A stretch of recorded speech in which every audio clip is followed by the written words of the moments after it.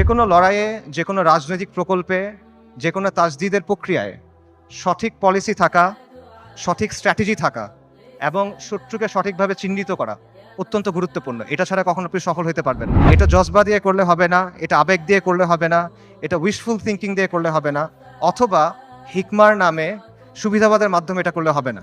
কালকে যদি বনি ইসরায়েল মসজিদ আল আকসা ধ্বংস করে দেয়, কালকে যদি তারা ওখানে থার্ড টেম্পল বানানো শুরু করে, তাদের তৃতীয় মন্দির বানানো শুরু করে, কে কি করবে বলেন? গাজায় একটা হসপিটাল আছে খান ইউনুসে একটা অ্যাম্বুলেন্স আসছে, অ্যাম্বুলেন্স থেকে একটা বাচ্চা নামছে, 10-11 বছর বয়স, ওর কাছে একটা ব্যাকপ্যাক, ওখান থেকে রক্ত পড়তেছে।